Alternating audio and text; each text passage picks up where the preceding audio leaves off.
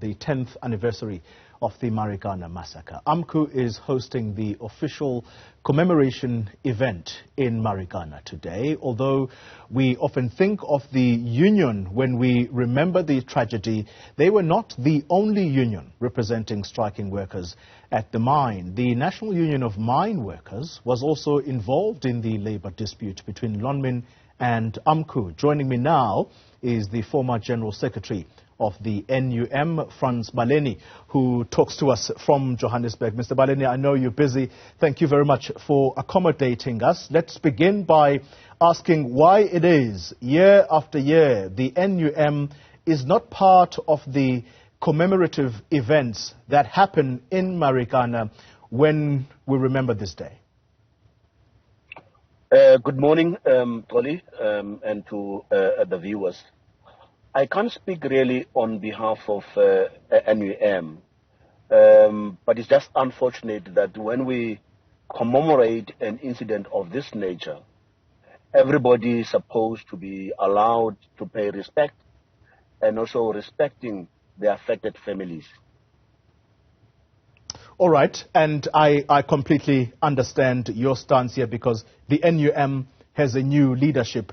Perhaps it's a point well made. Let's go back to the events back then, and you will remember, in fact, I don't need to remind you this because it's almost a recurring message from the workers who are still there today that the NUM sold out at that time of the dispute in Marikana, and that's why some of the workers who died, perhaps some people argue that in the majority it was NUM members who were being killed allegedly at the hands of fellow workers but who belonged to another union. Well, Tony, I'm not sure about the NUM selling out. I was the General Secretary in 2012. And you would recall that I started in the mining industry in the 70s. I have never seen violence of that nature. Mm-hmm. We had at the time an existing wage agreement which was mandated by members of NUM that the leadership must sign that agreement. It was still relevant. I think it was a 2-year wage agreement. And then all of a sudden, there was a demand outside that wage agreement. So that's something which was very unusual in the first place, which all took us by surprise. Mr. Baleni, as we reflect then on those events, do you think the strength of labor unions has become much stronger, particularly in averting the kinds of disputes which end up becoming violent? Have unions become better at managing labor disputes if we look back at that history? Look, I don't think that the union has become better, trade unions in general, in managing negotiation and handling impasses or dispute. What I know as a matter of fact that there has been fragmentation. There's been a number of unions operating in the same area, and therefore the unions tend to be weakened. It is the first time and encouraging recently to see where Amcu and NUM joined forces in dealing with the recent strike dispute in Isibanye. But I think generally because of the fragmentation, the unions have been weakened. Mr. Baleni, by virtue of you being a former leader of the NUM, you are a respected leader in society and perhaps in the space in which you are right now. I'd like for you to have a listen to this for me because I was speaking to an anti-apartheid activist who's also a respected leader in her own right, Dr. Mampila Rampele, on Sunday. And this specifically talks to what she thinks is the duty of our President Cyril Ramaphosa, in the country and perhaps in particular relating to the position he held back at the time when Lonmin was in charge at the time of this tragedy. Let's just have a listen for a moment. I have to put the question about the president. Does he carry a special responsibility, particularly given that he said at the funeral of Winnie Madikizela Mandela that I am going to go and talk to the widows, which has not happened? He does carry the most important responsibility. When you are the leader, forget about the fact that he was on a member of the board of Lonmin. Just today, as the president of South Africa, he has the responsibility to lead by example, by standing up and acknowledging his role and apologizing, because that apology does so much to those who are in pain. And it takes leadership.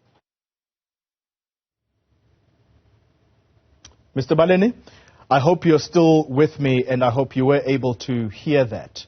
Should President Cyril Ramaphosa, on a day like this, apologize perhaps not just to the people affected, but to the nation at large?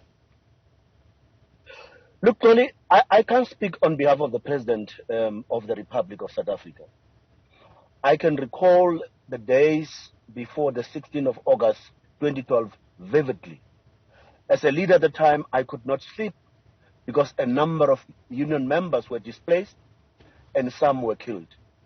I recall one of those 10 people who were killed before the actual 16 was stabbed 18 times. Who is going to apologize on behalf of those people who were murdered, brutally murdered? And we must never create an impression that the death of 34 is more important than the death of the 10 people. All death is regrettable. Loved ones have lost breadwinners, and that must be condemned. The issue of the apology, that's for the president. I can't speak on behalf of the president, but all parties, a number of parties which were involved there, they must take responsibility as well. Mr. Baleni, I'm desperate to let you go, but I've got to put this final one to you.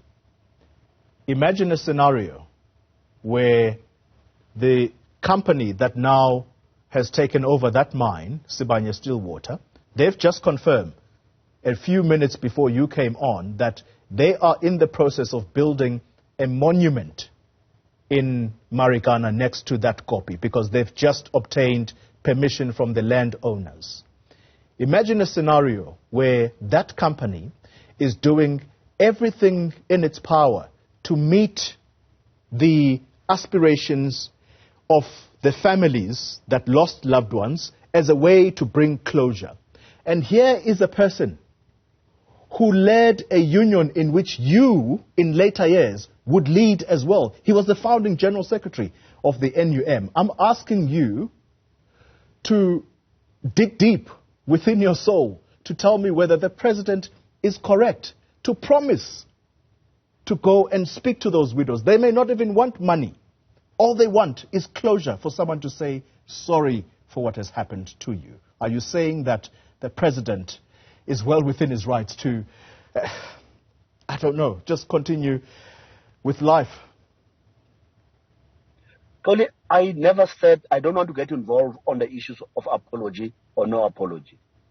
What I know as a matter of fact, parties must refrain in politicizing this matter because it's an emotional issue for those who have lost their loved one.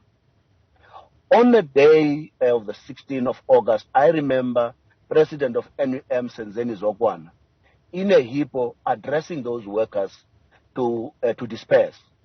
And they were asking him to say, come down, don't get out of the Casbah. And we got information that the intention was to kill you. So there are politics around this issue.